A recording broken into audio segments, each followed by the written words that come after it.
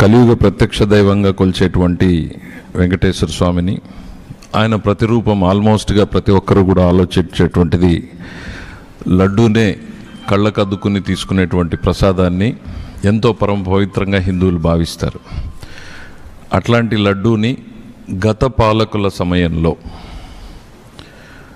లడ్డూలో గట్టిగా ఉందని, దాంట్లో ఎప్పుడూ ఉండేటువంటి సువాసన రావడం లేదని, త్వరగా పాడైపోతుందని, రుచిలో మార్పు ఉందని అనేక విషయాల్ని పత్రికలు రాశాయి, భక్తులు చెప్పారు, ధర్మకర్తల మండలి దృష్టికి కూడా తీసుకుపోవడం జరిగింది.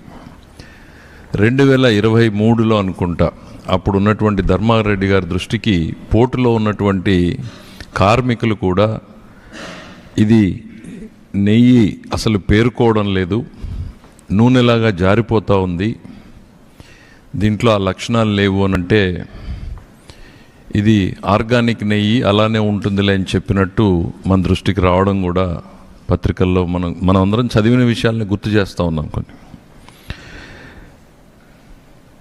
ఆ సందర్భంలో ప్రభుత్వం మారడం, చంద్రబాబు నాయుడు గారు ముఖ్యమంత్రి కావడం, ఎన్డీఏ కూటమి అధికారంలోకి రావడం, వచ్చిన వెంటనే ఆయన తీసుకున్నటువంటి ఫస్ట్ 2 డెసిషన్స్, ఆయన ఫంక్షన్ చేయాలి, ఆయన కార్యక్రమాలు ప్రారంభించాలి అని అంటే ఆయనకు ఒక కార్యదర్శి ఉండాలి కాబట్టి ఫస్ట్ రవిచంద్ర గారిని అపాయింట్ చేశారు. రెండవ నిర్ణయం ఆయన తీసుకున్నటువంటిది ఏంటి అని అంటే, ఏదైతే తన భక్తుడిగా ఆయన మనసుకు దగ్గరగా ఉండేదో, వెంకటేశ్వర స్వామి భక్తుడిగా అప్పటిదాకా జరిగినటువంటి చర్చని వాస్తవాల్ని తీసుకురావాలి, ప్రజల్ని ప్రక్షాళన గావించాలనేటువంటి ఉద్దేశంతో తిరుమల తిరుపతి దేవస్థానం ఈవోగా ఆ రోజు వారు శ్యామలరావు గారిని నిర్ణయం తీసుకొని పంపించడం జరిగింది. వెళ్తూ ప్రక్షాళన చేయండి, ప్రసాదంతో మొదలుకొని అన్నింటిలోనూ కూడా పవిత్రత కనపడాలి, మీరు ఆ రకంగా తిరుమలని తీర్చిదిద్దండి అని చెప్పారని ఈవో గారే స్వయంగా అక్కడికి వెళ్ళి ఛార్జ్ తీసుకున్న టైంలో చెప్పారు. అంటే very simple straight forward direction ముఖ్యమంత్రి గారు ఇచ్చింది తప్ప వేరే ఏం కాదు. ఆ దిశలో ఈవో గారు ఆయన విధి నిర్వహణ కర్తవ్యంలో భాగంగా ఒక మంత్లో వచ్చినటువంటి 4 ట్యాంకర్లు సప్లై జరిగినప్పుడు ఆ నెయ్యి శాంపిల్స్ని తీసి NDDB national dairy development board కాఫ్కి శాంపిల్స్ పంపించడం జరిగింది. నేషనల్ డైరీ డెవలప్మెంట్ బోర్డు మనకు తెలుసు, భారతదేశంలో అత్యున్నతమైనటువంటి సంస్థ. ఇట్స్ మదర్ ఆఫ్ డైరీస్ అని చెప్పొచ్చు, మదర్ ఆఫ్ డైరీ టెక్నాలజీ అని చెప్పొచ్చు. భారతదేశ డైరీని రూపుని మార్చినటువంటి సంస్థలు. ఎన్డీడీఎఫ్ సిఏఎల్ఎఫ్కి శాంపిల్స్ పంపించినప్పుడు కొద్ది రోజుల తర్వాత ఆ రిపోర్ట్లు రావడం, ఆ రిపోర్ట్లో మనం నివ్వెరబోయేటువంటి అంశాలని మనం చూడడం జరిగింది. సో మీ ముందుకి జస్ట్ ఆ ఒక్క లాస్ట్ పేజ్, దాదాపు 10 పేజీల రిపోర్ట్ ఉంటే దాంట్లో ఉన్నటువంటి లాస్ట్ పేజ్ని గతంలో కూడా చెప్పాం, మళ్ళీ చెప్పే ప్రయత్నం చేస్తున్నాం. S value equations for suspected adulterants as per ISO. Suspected adulterants, ఇవన్నీ కల్తీ జరిగాయి అని అనుమానిస్తున్నాము అనేటువంటిది ఆ ల్యాబ్ రిపోర్ట్లో చాలా స్పష్టంగా ఉంది. ఒక 5 అంశాలని వాళ్ళు ప్రస్తావించారు. 5 అంశాల్లో మొదటి అంశం ఏంటంటే soybean, sunflower, oil, rapeseed, linseed, wheat germ, maize germ, cotton seed, fish oil. ఇది number 1. Number 2 coconut oil, palm kernel oil రెండవది. మూడవది palm oil and beef tallow. నాలుగవది లార్డ్, అదర్ది టోటల్ అని పెట్టారు. సో అంటే ఎన్డీడీబీ కాఫ్ ఏదైతే భారతదేశంలో డైరీ డెవలప్మెంట్లో అత్యున్నత స్థానంలో ఉందో, పరీక్ష చేయడానికి అత్యున్నతమైనటువంటి టెక్నాలజీ రీసెర్చ్ ఇన్స్టిట్యూట్లో 4 శాంపిల్స్లో ఈ 4 వెజిటబుల్ ఆయిల్స్తో పాటు జంతు కొవ్వులు కూడా ఉన్నాయి అనేటువంటి నివేదికని బహిర్గతపరచడం జరిగింది. అది గౌరవ ముఖ్యమంత్రి గారి దృష్టికి రావడం, వారి మనసులో ఉండడం, ఎన్డీఏ శాసనసభ్యుల సమావేశం జరుగుతున్నప్పుడు ఒక ఆవేదనతో గౌరవ ముఖ్యమంత్రి గారు దాన్ని శాసనసభ్యులు ముందు పెట్టారు. గతంలో ఈ రకంగా జరిగింది, మనం ప్రక్షాళన చేస్తున్నామంటాం. ఆ తర్వాత పెద్ద చర్చనీయాంశం కావడం, ఆయనకు ఒక భక్తుడిగా ముఖ్యమంత్రిగా, భక్తుడిగాను బాధ్యత, ముఖ్యమంత్రిగాను ఆయన బాధ్యతది ప్రజల ముందు పెట్టాల్సినటువంటి బాధ్యతని అదే ఆయన నిర్వర్తించారు. అందులో ఆ రోజు ఉన్నటువంటి రిపోర్ట్ని ప్రజల ముందు పెట్టారు ఆయన. అనంతరం జరిగినటువంటి పరిణామాలు ఏంటి అనేటువంటిది మనం చూసాం. సెప్టెంబర్లో తిరుపతి ఈస్ట్ పోలీస్ స్టేషన్లో ఈ ఎన్డీడీబీ రిపోర్ట్ ఆధారంగా ఇదిగో కల్తీ జరిగింది అనేటువంటి కేసుని అక్కడ ఉన్నటువంటి ప్రొక్యూర్మెంట్ జీఎం కేసు రిజిస్టర్ చేయడం, ఆ రిజిస్టర్ని దర్యాప్తు చేయడం కోసం సిట్ని ఏర్పాటు చేయవలసిందిగా ప్రభుత్వం ఆదేశాలు ఇవ్వడం జరిగింది. అయితే దాంతో కలత చెందినటువంటి గత తిరుమల తిరుపతి దేవస్థానం మాజీ చైర్మన్ సుబ్బారెడ్డి గారు సుప్రీంకోర్టుని ఆశ్రయించడం, సుప్రీంకోర్టులో వాళ్ళ వాదనలు విన్న తర్వాత దీంట్లో ఇంకో 2 సభ్యులను యాడ్ చేసి ఇది సిబిఐ ఆధ్వర్యంలో చేయాలి అని చెప్పడం మనం అందరికీ కూడా తెలిసిందే. ఈ ఇన్వెస్టిగేషన్లో భాగంగా అనేక అంశాలు ఇప్పటికే ప్రజల ముందుకు రావడం జరిగింది. ఒకవైపు ఈ సిట్ ఎంక్వైరీ తర్వాత ఒకటి ఛార్జ్షీట్ ఫైల్ చేయడం, సప్లిమెంటరీ ఛార్జ్షీట్ ఫైల్ చేయడం, ప్రభుత్వానికి ఒక ప్రత్యేక నివేదికని ఇదిగో ఇందులో జరిగిన తప్పులు ఇవి, వీళ్ళ మీద అధికారుల మీద లేకపోతే బోర్డు సభ్యుల మీద మీరు చర్యలు తీసుకోండి అని ఒక నివేదికని, తిరుమల తిరుపతి దేవస్థానానికి భవిష్యత్తులో జరగకుండా ఈ రకంగా నివారణలు చేయండి అనేటువంటిది ఒక సలహా ఇవ్వడం జరిగింది. తెలియక చేసేదాన్ని పొరపాటు అంటాం, తెలిసి చేసిన తప్పుని నేరంగానే పరిగణించాలి. చాలా థిన్ లైన్ ఉంటుంది డిఫరెన్స్. ఇక్కడ ఏదైతే జరిగిందో ఇందులో ప్రతి ఒక్కరూ కూడా తెలిసే జరిగింది, తెలియక జరగలేదు. ఇది మనం ఆరోపణ కాదు, బేస్డ్ ఆన్ ఎవిడెన్స్. తెలిసి జరిగినా దాన్ని తొక్కిపెట్టి దాన్ని మార్చేటువంటి ప్రయత్నం చేసింది గత పాలక మండలి అనడానికి సిఎఫ్టిఆర్ఐ 2022 ఆగస్టు 3న ఇచ్చిన రిపోర్ట్. ఇది ప్రజల ముందుకు పెట్టాము ఇదివరకే. దీంట్లో చాలా స్పష్టంగా ఏం చెప్పింది అని అంటే చివరి ఒక్క లైన్ మాత్రం, టెస్ట్ ఫర్ బెటాసిస్టోస్టెరాల్ పాజిటివ్. ఇప్పుడు ఏదైతే ఎన్డీడీబీ కాఫ్ టెస్ట్లో వచ్చిందో బెటాసిస్టోస్టెరాల్ ఉంటే ఇవన్నీ ఉండే అవకాశం ఉంది అని, దాంట్లో కన్క్లూజివ్గా రాకపోయినా బెటాసిస్టోస్టెరాల్ టెస్ట్ పాజిటివ్ అని వచ్చిందంటే దాదాపు ఆ డైరీ ఎక్స్పర్ట్స్ ఉన్నారు, ఆ డైరీ ఎక్స్పర్ట్స్ వీళ్ళందరూ దీన్ని ఈ సిఎఫ్టిఆర్ఐ రిపోర్ట్ని గత పాలక మండలి చైర్మన్ గారి దృష్టికి తీసుకెళ్లారు. తీసుకెళ్ళినట్టుగా ఒక నిందితుడు పేర్కొన్నట్టుగానే ఛార్జ్షీట్లోనూ వాళ్ళకు వచ్చినటువంటి దాంట్లో చెప్పారు అనేటువంటిది స్పష్టంగా తెలుస్తోంది మనకి. తెలిసిన తరువాత చైర్మన్ గారు సరిదిద్దేటువంటి చర్యలు తీసుకుని ఉంటే ఓకే, తెలియక జరిగింది, పొరపాటు జరిగింది, సరిదిద్దుతున్నారు, ఫైన్ అనుకోవచ్చు. దాన్ని తొక్కి పెట్టారు, దాని గురించి మాట్లాడలేదు, మాట్లాడడానికి వచ్చినటువంటి వ్యక్తుల్ని కూడా మాట్లాడకుండా చేశారు. ఇది 22లో జరిగిన నేరం.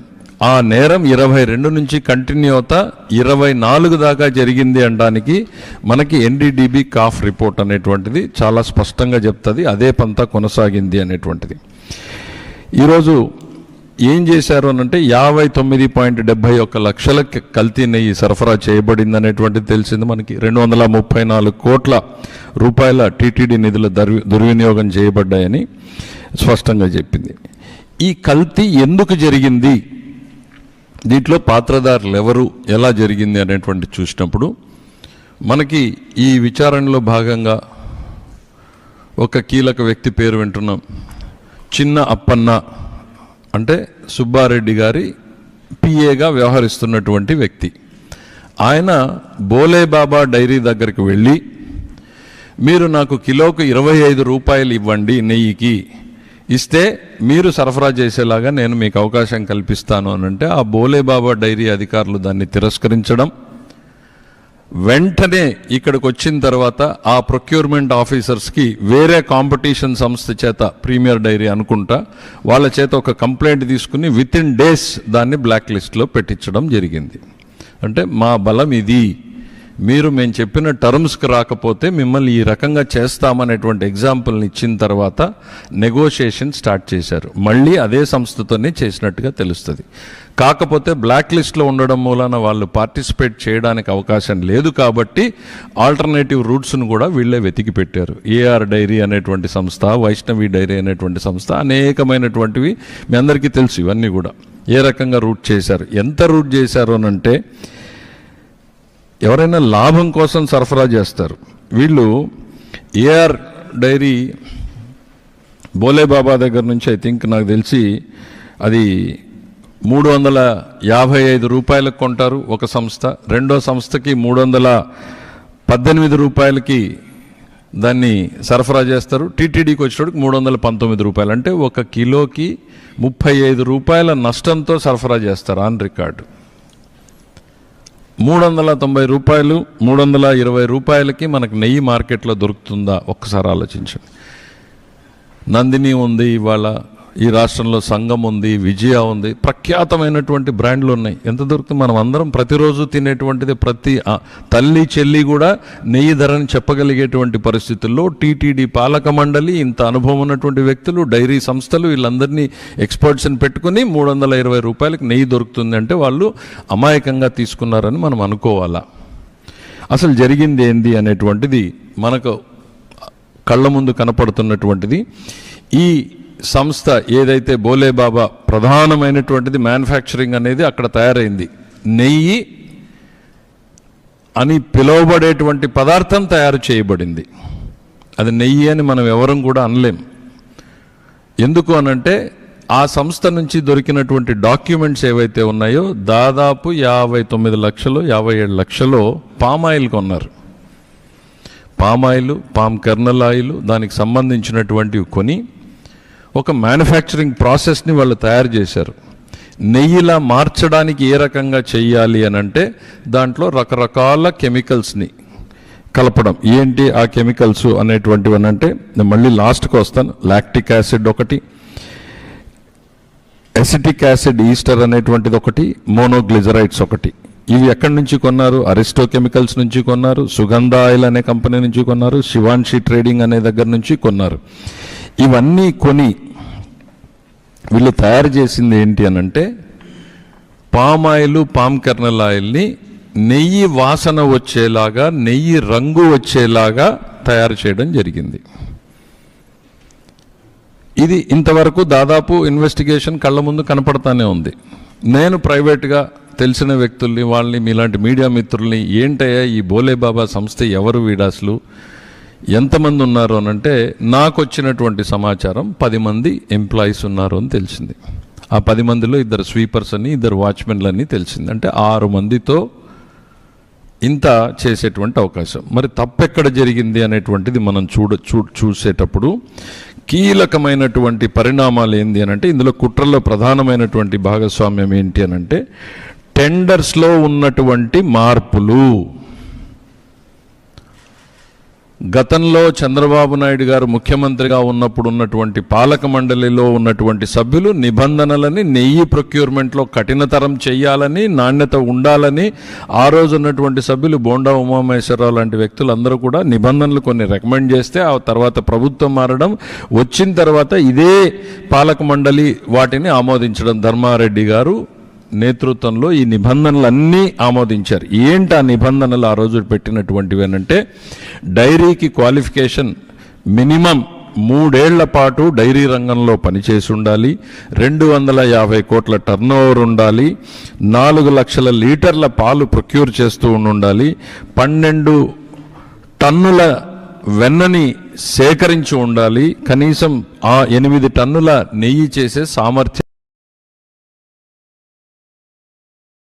ఉండాలి. ఇవి ఒక డైరీకి పెట్టింది. వీళ్ళందరికీ పెట్టారు. ఏం చేశారు అంటే కాన్స్పిరసీ కళ్ళ ముందు కనపడుతుంది. అక్కడ నెగోషియేషన్ నడుస్తుంది, కఠినమైన నిబంధనలు ఉన్నాయి. ఆ నిబంధనల ప్రకారం వాళ్ళు రాలేరు కాబట్టి వాళ్ళని ఇక్కడికి తీసుకురావడం కోసం నిబంధనల మార్పు చేశారు. ఏం చేశారు?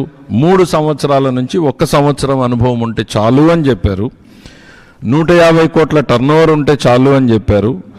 4 లక్షల లీటర్ల పాలు సేకరించే సామర్థ్యం ఉండాలి, సేకరించి ఉండాలి అన్న నిబంధనని పూర్తిగా తీసేశారు. అంటే పాలు లేకుండా నెయ్యి చేసే విధానాన్ని వీళ్ళు మార్గం సుగమం చేశారు. ఆ తర్వాత ఈ 12 లక్షల టన్నుల వెన్న సేకరణ అనేదాన్ని పూర్తిగా తీసి 3 టన్నులు చేశారు. నెయ్యి చేసే సామర్థ్యం మొత్తం తీసేశారు. అసలు ఈ నిబంధనల మార్పుతోనే ఈ మొత్తం కాన్స్పిరసీ నడిచింది. ఒకవైపు నెగోషియేషను, మరోవైపు నిబంధనలను మార్చేటువంటి కుట్ర. మార్చి ఆ పాత్రదారులు వచ్చారు. వచ్చిన తర్వాత ఏం జరిగిందో మనం కళ్ళ ముందు చూసాం. పామాయిల్, కర్నల్ ఆయిల్ని పెట్టి వీళ్ళందరూ సరఫరా చేయడం. ఆ వైష్ణవి డైరీ అనేటువంటిది మనకి చదివితే అర్థమయ్యేది ఏంటంటే, బోలే బాబా రాలేడు కాబట్టి ఆ ఏఆర్ డైరీ మిగిలిన డైరీల్ని మాట్లాడుకున్నప్పుడు అది సిక్ డైరీ ఒక యూనిట్ అయితే దాదాపు మూతపడిపోయినటువంటి యూనిట్. వాళ్ళందరూ మళ్ళీ ఫేక్ డాక్యుమెంట్స్, తమకు అనుభవం ఉన్నట్టు Bolebaba dairy fake documents create చేస్తుంది. ఇక్కడికి వచ్చినటువంటి మిగిలిన వైష్ణవి డైరీలు కానీ మిగిలిన డైరీలు కానీ మొత్తం ఫేక్ డాక్యుమెంట్లు, ఫోర్జ్డ్ డాక్యుమెంట్లు, పాలుగా ఉన్నట్టు నెయ్యిగా ఉన్నట్టు రకరకాలుగా ఫోర్జ్డ్ డాక్యుమెంట్లు పెడతారు. అక్కడి నుంచి ట్యాంకర్లలో వచ్చినట్టు ఇక్కడికి సరఫరా పోయినట్టు ఇవన్నీ కూడా మనకి కమర్షియల్ ట్యాక్స్లో ఎస్టాబ్లిష్ చేశారు. అవన్నీ మన చెక్ పోస్టులు దాటాయా లేదా అని చూస్తే అసలు ఆ ట్యాంకర్ల మూవ్మెంటే లేదు. డైరెక్ట్గా ఎక్కడి నుంచి ఎక్కడికి పోయినాయి, రికార్డులో మాత్రం ఇంకో రకంగా పోయినట్టు. ఇంత నడిపితే కూడా అసలు అందులో నెయ్యి ఉందా, మిగిలిన ఏమైనా ఉందా అంటే 1 లీటర్ కూడా నెయ్యి లేదనేటువంటిది స్పష్టంగా చెప్పారు. ఇక 2 రిపోర్ట్లు నేను చెప్పాను. మూడవది ఇవాళ జగన్మోహన్ రెడ్డి గారు కానీ వాళ్ళ పార్టీకి సంబంధించినటువంటి నేతలు కానీ ఇవాళ మాట్లాడుతున్నటువంటి మాటల్ని చూస్తే బాధేస్తుంది. మాకు ముఖ్యమంత్రి గారు దీని మీద ఎందుకు కాస్త తెలుగుదేశం పార్టీ ఆలోచించి అడుగులేసింది అనేటువంటిది కూడా ఈరోజు చెప్పాలి. దేవుడికి సంబంధించినటువంటి వ్యవహారం జాగ్రత్తగా మాట్లాడేటువంటిది. తిరుపతి గౌరవానికి కానీ స్వామి ప్రతిష్టకు కానీ ఏ రకమైనటువంటి నష్టము కలగకుండా ఉండాలి మన మాటతోటి అనేటువంటిది చెప్పడంతో ప్రతి ఒక్కరు ఆచితూస్తూ ఉంటే అదేదో చెప్పినట్టుగా సత్యం అడుగు బయట పెట్టే లోపల అబద్ధం ఊరు చుట్టేసి వస్తుంది అన్నట్టుగా మాకేదో క్లీన్ చిట్ ఇచ్చేసింది అన్న ప్రచారాన్ని చేసుకోవడం దుర్వినియోగం. ఈ సిట్ దాన్ని తర్వాత ఐసీఏఆర్ ఎన్డీఆర్ఐకి సంబంధించినటువంటి దానికి పంపితే వాళ్ళు ఏమన్నారు, ఈ ల్యాబొరేటరీకి ఏంటి ఎన్డీఆర్ఐ సంస్థ అని అంటే వాళ్ళు పంపించారు. ఒక నిమిషం, నేను దాన్ని క్వశ్చన్ చేయట్లేదు. ఎన్డీఆర్ఐ ఏం చెప్పిందో వాళ్ళ కవరింగ్ లెటర్లో, these samples were tested by laboratory in house methodology, మా సొంత మెథడాలజీతో మేము దీన్ని పరీక్ష చేశాం, which is not a routine method. ఇది జనరల్గా ప్రాక్టీస్లో ఉండేటువంటి మెథడ్ కాదు. ఇప్పుడు మనం బ్లడ్ శాంపిల్ ఇస్తాం, తిరుపతిలో ఇచ్చినా, ఢిల్లీలో ఇచ్చినా, విజయవాడలో ఇచ్చినా బ్లడ్ శాంపిల్కి 2-3 రెగ్యులర్ మెథడ్స్ ఉన్నాయి. ఇది అట్లా ఎస్టాబ్లిష్డ్ మెథడ్ కాదు. దీనికి థర్డ్ పార్టీ వ్యాలిడేషన్ ఇంతవరకు జరగలేదు, పెండింగ్లో ఉంది. సొంత మెథడాలజీ, జనరల్గా చేసే మెథడాలజీ కాదు, దీన్ని థర్డ్ పార్టీ వ్యాలిడేషన్ జరగలేదు. పోనీ ఇది ఏమైనాదంటే మేము ఇంతవరకు కమర్షియల్గా దీన్ని ఎక్కడా కూడా టెస్ట్ చేయడం లేదు. సో ప్రాబబ్లీ దీన్ని బట్టి అర్థమైంది ఏంటంటే this is the first report. దీనికి వ్యాలిడేషన్ ఉందా లేదా అనేటువంటిది మనం తర్వాత పక్కన పెడదాం. It is also submitted that at present we do not have the methodology to check the presence of the animal fat like tallow or fish oil. మాకు ఈ రెండింటిని చెక్ చేసేటువంటి సామర్థ్యం లేదు అని ఒకవైపు ఎన్డీడీబీ కాఫ్ ఇచ్చినటువంటి రిపోర్ట్లో ఇవి జంతువు కొవ్వు కలిసేటువంటి అనుమానం ఉంది, అవకాశం ఉంది అనే అనుమానాస్పద వ్యక్తులుగా అక్కడ రిపోర్ట్ వస్తుంది. సిఎఫ్టిఆర్ఐ సిమిలర్ రిపోర్ట్ ఉంటుంది, దాన్ని తొక్కి పెడతారు. కానీ ఎన్డీఆర్ఐలో ఈ రిపోర్ట్ మాకు సామర్థ్యం లేదు ఈ పరీక్షలు చేసే అనేటువంటి వాళ్ళ రిపోర్టుని పట్టుకుని జగన్మోహన్ రెడ్డి గారు బయట మాట్లాడతారు. సరే, మనం జనరల్గా ఏం జరిగింది అనేటువంటి చూసినప్పుడు ఒక భక్తుడిగా నేను కూడా ఆలోచించినప్పుడు అసలు అనిమల్ ఫ్యాట్ ఇందులో కలిసే అవకాశం ఎట్లా ఉంది అనేటప్పుడు వాళ్ళు చెప్పినటువంటి సంస్థలు మాత్రం చూశారు. ఇది నేను సిట్లో ఉన్నది కదా, వాళ్ళు చెప్పినటువంటి సంస్థలు ఏం చేశారు, ఈ అరిస్టో కెమికల్స్ కానీ, సుగంధ ఆయిల్స్ అనే కంపెనీ కానీ, శివాన్సి ట్రేడింగ్ కానీ, ఇట్లా కంపెనీలని వీళ్ళందరూ సప్లైస్ కొన్నారు, వాళ్ళ స్టేట్మెంట్లు తీసుకున్నారు. అయితే నేను కొంచెం ఇది పోయి అసలు ఏంటి ఎసిటిక్ యాసిడ్ ఈస్టర్స్ ఏంటి, మోనోగ్లిజరైడ్స్ ఏంటి, ఇవన్నీ చూసినప్పుడు వీటిని ఇంపోర్ట్ చేసుకున్నట్టుగా తెలిసింది. ఇది మరి సిట్ దాన్ని ఏ రకంగా చూసిందో మనకు పూర్తిగా తెలియాలి. ఈ ఇంపోర్ట్ ప్రధానంగా భారతదేశంలోకి ఎక్కడి నుంచి వస్తోంది అని చూసినప్పుడు కొరియా నుంచి ఎక్కువ దిగుమతి అవుతా ఉన్నట్టుగా తెలిసింది. సిట్ దీన్ని గమనించిందా లేదా నాకు తెలియదు. ఈ దిగుమతిలో ఎందుకు నేను దీన్ని ప్రస్తావిస్తున్నాను అనంటే, ఈ ఏవైతే ఎసిటిక్ యాసిడ్ ఈస్టర్స్ కానీ మోనోగ్లిజరైడ్స్ కానీ 2 రకాల విధానాల్లో చేస్తారు అనేటువంటిది చెప్తా ఉన్నారు ఎక్స్పర్ట్స్. ఏంటంటే, ఒకటి oil based, vegetable oil based, రెండవది అనిమల్ ఫ్యాట్ బేస్డ్ అని. సో అనిమల్ ఫ్యాట్ బేస్డ్ చేసినప్పుడు ధర తక్కువగా ఉంది అంతర్జాతీయ మార్కెట్లోని.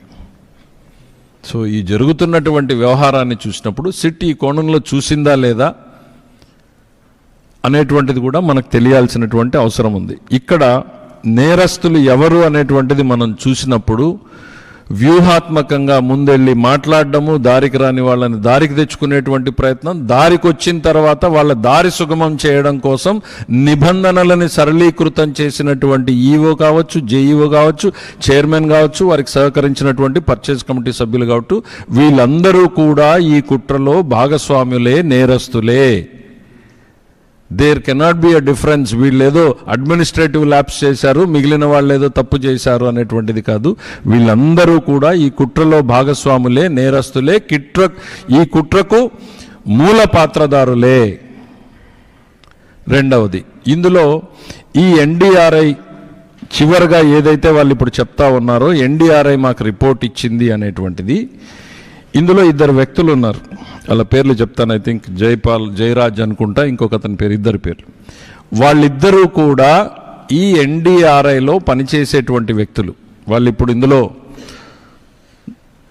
దోషులుగా పరిగణించబడుతున్నారు. వాళ్ళ రోల్ ఏంటి, ఎందుకు వాళ్ళు దోషులు అయ్యారు అనంటే, వాళ్ళు తిరుమల తిరుపతి దేవస్థానం అపాయింట్ చేసిన ఇన్స్పెక్షన్ కమిటీలో ఉన్నారు. వాళ్ళే వెళ్ళి ఇన్స్పెక్షన్ చేసి సర్టిఫై చేశారు ఈ బ్రహ్మాండమైన సంస్థలోని. దాదాపు 10 మంది వ్యక్తులు పనిచేస్తూ ఉన్నారు ఇందులో. ఇంత పెద్ద సంస్థానము నడిపేటువంటి శక్తి ఉందని వాళ్ళే ఎస్టాబ్లిష్ చేశారు. వాళ్ళు పనిచేసేటువంటి ఈ ఎన్డీఆర్ఐ ఏదైతే ఉందో అదే సంస్థ మళ్ళీ రిపోర్ట్ ఇస్తుంది. So this is an inference, I leave it to open. అందరం కూడా సమాజంలో మనం చూస్తూ ఉన్నాం. ఈ ఎన్డీఆర్ఐ సంస్థలో పనిచేసేటువంటి 2 వ్యక్తులే టీటీడీలో సెలక్షన్ కమిటీలో, ఇన్స్పెక్షన్ కమిటీలో వెళ్తారు. అది అద్భుతమైన సంస్థ అంటారు. ఇవాళ మళ్ళీ అదే సంస్థకి టెస్టింగ్కి వెళ్తుంది. ఆ సంస్థ గత ల్యాబొరేటరీ విధానానికి భిన్నంగా నివేదికని మా దగ్గర సామర్థ్యం లేదు అంటే మీరు ఏమైనా ఆలోచించుకోండి. పరీక్ష చేసే సామర్థ్యం మాకు లేదని చెప్పేస్తుంది. అంటే ఉంది అని చెప్తున్నట్ట, లేదు అని ఈ 2 చెప్పకుండా మా దగ్గర ఆ సామర్థ్యం లేదు అని చెప్తే, ఒకవైపు దేశంలో అత్యున్నతమైనటువంటి సంస్థ ఎన్డీడీబీ, వాళ్ళేమో ఇందులో ఉండే అవకాశం ఉంది అని ఇవ్వడం, ఇది నేపథ్యం. ఈ నేపథ్యాన్ని మీ ద్వారా ప్రజలకు వివరించడం కోసమే నా ఈ ప్రయత్నం. దయచేసి దీన్ని అందరూ కూడా ఇంకేమైనా క్లారిఫికేషన్స్ ఉంటే మీకు తర్వాత కూడా ఇవ్వడం జరుగుతుందని తెలియజేస్తాను.